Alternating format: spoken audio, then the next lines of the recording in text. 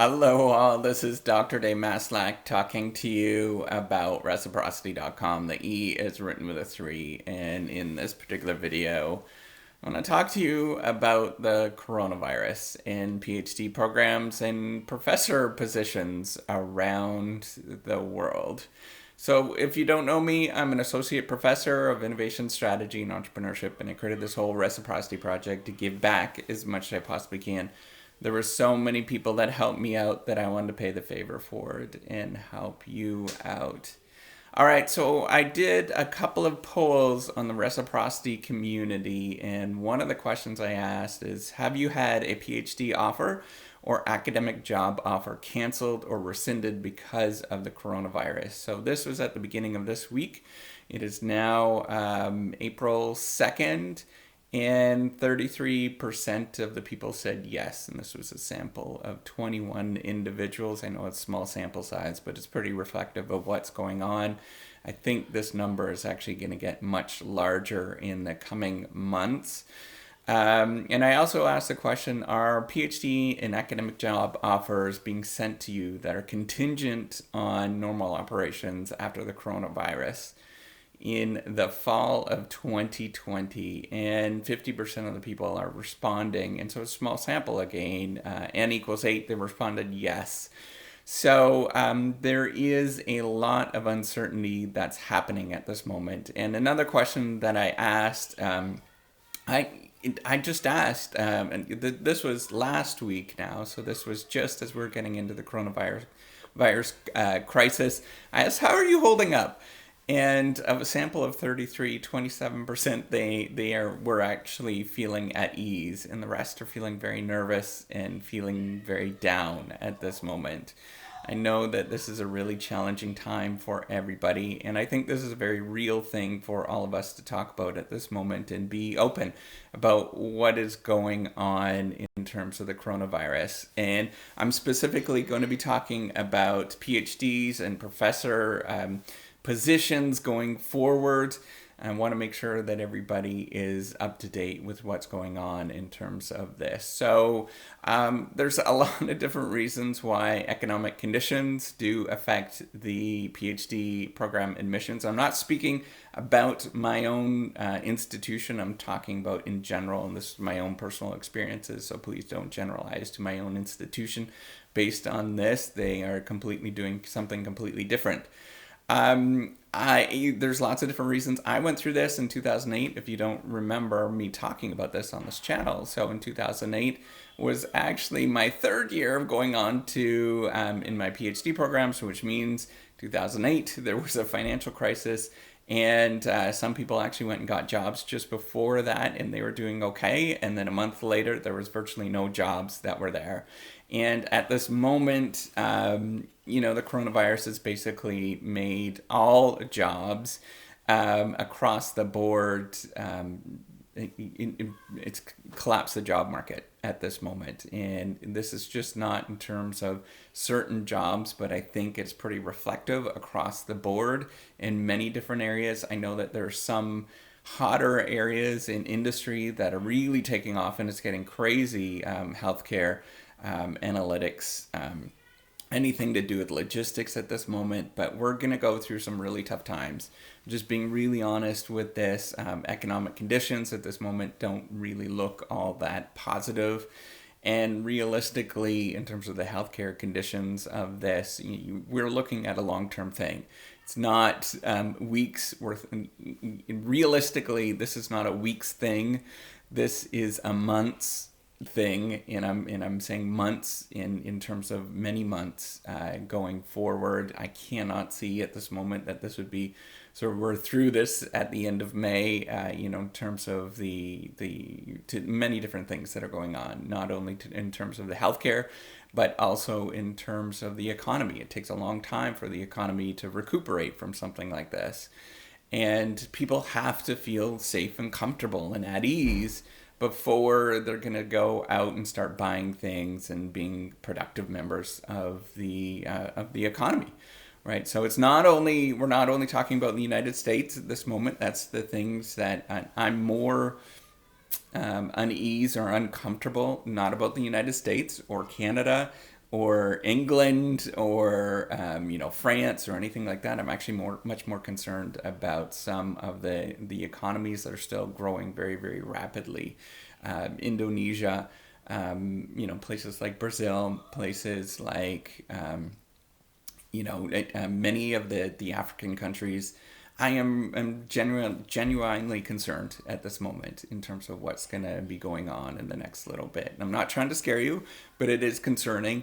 And I think in terms of reflecting all of this, and what I'm trying to get at is all of this changes the demand and supply conditions for PhDs. It's a very expensive career choice for people to support this in the economy, right? Academics are very expensive in the economy, and it's usually research and development is usually the last thing that gets funded, other than healthcare at this moment. There's lots of demand, lots of rationale for that kind of stuff. I know people that are really pivoting at this moment and thinking about doing contributions to the coronavirus fight. But at the same time, we're doing a lot of stuff at this moment that is not related to bringing in additional PhDs and stuff within different programs. So why do economic conditions actually affect PhD programs? There's a lot of different reasons, and they all come from different areas, right? So endowments, if any university has an endowment, many universities has that, their endowments shrink quite rapidly. If you've been following the stock market S&P 500 index, it is shrunk quite significantly, so which means that there is less endowments in the future for different things, right? State funds, they disappear very quickly. That's another thing that ends up happening, right? So we're contingent. So in my state, it's contingent on things that are going on in the economy, which is like every other state. And mine it relies on tourism a lot.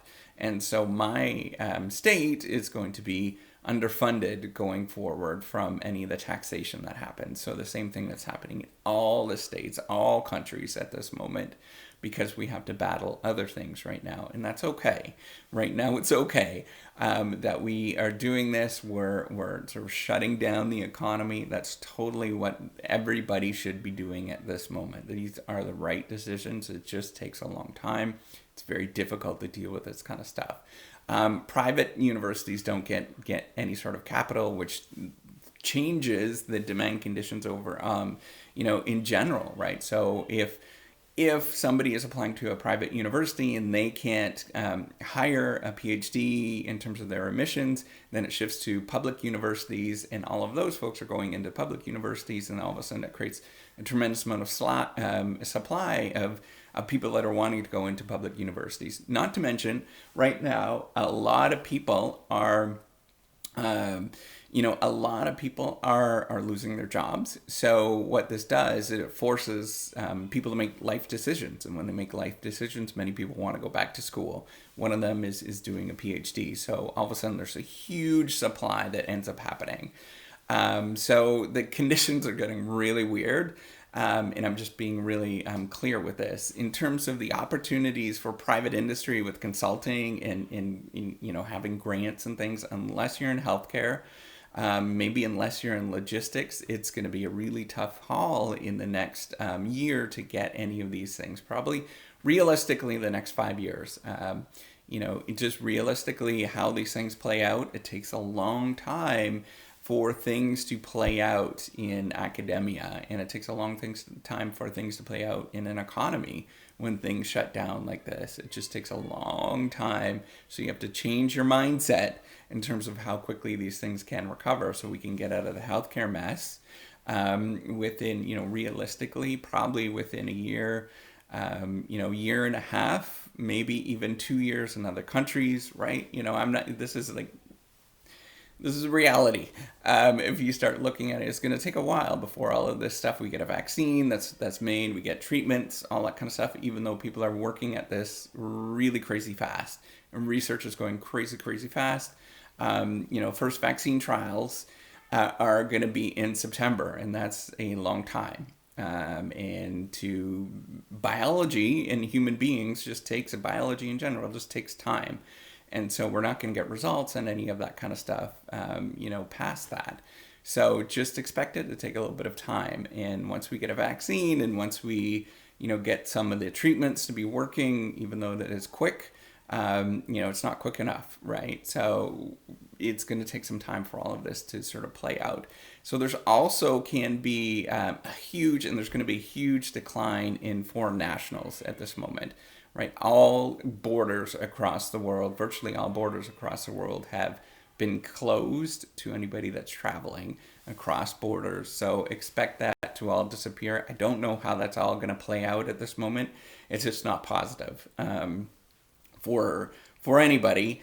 It's positive in terms of reducing the concerns with the coronavirus, but it's not positive in terms of what's going on with education across with everything else in the economy, right? So that is the debate that people start pushing. They start making this trade-off. But you do need individuals that are going to survive and thrive. Even if mortality rates are not that high, the hospitalization rates are extremely high. You're talking, I've heard estimates of 1 in 5 that get the coronavirus are hospitalized. That's not a good thing. So you just have to be and again, I'm not a physician or anything like that. So please do take that in mind. But none of this stuff is positive, is what I'm saying. And so there's going to be really big changes that are going on over the next little while. And I'm just here to say a couple of things I want to say. So it's all a lot of negative stuff, right? I'm just sort of framing this. But I've been through a lot of really crazy things that have happened in my life. I've been through a lot of crazy things that have happened in the economy. And what I've learned is that if you keep taking steps forward and keep working forward towards the goal that you're thinking of, and you just, you ignore a lot of that stuff and you just keep going marching forward, that's the human condition. That's how we survive. That's how we get through these things, is we just keep moving forward. So when bombs are falling in World War II in England, you go out and you still do the things that you need to do, and you get groceries and all that kind of stuff. I'm not saying, do social distancing, stay at home, do all of that kind of stuff. But at the same time, you could do a lot of things at home, like study, for example, pick up some articles. Do all sorts of stuff at this moment that we can do collectively to sort of march forward with ourselves, right? And so you also need to, I want to look out for you. If you have not applied for PhD programs at this moment, really be cautious. I would consider you to keep applying, but be cautious, right? So there is a lot of different factors that are going on. Make sure you have contracts that are set in stone, and you double check with people, all that kind of stuff, making sure that it's there and everything is good, right, for you going forward in fall to 2020, as well as beyond that. Making sure, I'm just being very cautious. I'm a conservative person. I've learned to be a little bit more conservative over my years, just because a weird thing they do happen, right? The other thing I want you to do is, if you're a current PhD student and you're worried about funding, you could be very creative with a lot of different things with funding sources and stuff like that. So I'd encourage you to try to be creative and look for things that you might not necessarily do if your funding is going to run out, for example, right? So this is your 5th or 6th year or whatnot. Just really look at that in terms of what are the sources of income that I could do. Also look for ways to reduce your expenditures. Hopefully if you've been following along with this channel, you have a little bit of money that's saved up. I highly recommend that for those last years, because that was my experience we didn't do that, and that was a mistake. So I'd encourage you to go through that. I study these kind of things. I study learning from failure and disasters and stuff like that. And this is a really important thing, to have some Slack resources that are available. Now, I also want you to think about ways to position your work and your research with regards to the economy. There is a tremendous amount of opportunity at this moment if you do position yourself in terms of doing things with healthcare, or doing things with logistics for temporarily. All of these things are going to be extremely hot. And so you can maybe look for those different opportunities at this moment in terms of what you're doing and be very, very flexible with what you are doing at this moment. You might have to do really weird things. And I'm being absolutely serious at this moment, really weird things that you would never expect that you're doing as a PhD student. I just saw at University of Western Ontario, my alma mater, they are actually making in their labs, they're making face shields for hospitals at this moment. So there's going to be weird things that are happening that we do need to do and that are very, very important. The other thing is to keep developing your ideas on your own, right? So this is how you move forward whenever these crazy things happen. Don't stop, keep working forward and keep marching forward. That's a human condition. It's the only thing you can do. There's no alternative. If you stop, then life's no fun, right? So you have to do the things that give you pleasure and make sure that you are continuously building on those ideas. That's the only way that you keep going. We're going to experience more craziness in the near term. We're going to experience more craziness in a decade from now from something else. But every time that there's craziness, this is how you work through and this is how you keep going, is you just pick it up and keep going. You just keep marching forward. And eventually, over the course of decades, you do have a research stream that you can call your own. And I encourage you to do that at this moment. So I know that this is really awful to talk about this, but I'm trying to be realistic. These are my own realistic thoughts in terms of how this is all going to play out. It is strange, it is unnerving, but just keep going forward. Look for ways to protect yourself, your family, stay safe, do social distancing. All of those kind of things are really incredibly important at this moment. Look for ways to give back, whatever that is. Maybe just, sending little messages to people and just being optimistic in this moment in time. Lots of people really need this. In this sort of challenging time, myself included, it does get a little crazy. So I encourage you to do these things. Just keep marching forward. I know that this is tough to do at this moment, but I encourage you to do this. And please do take care. If you like this video, give me a thumbs up. Do subscribe to the YouTube channel and keep marching forward. Take care. Bye.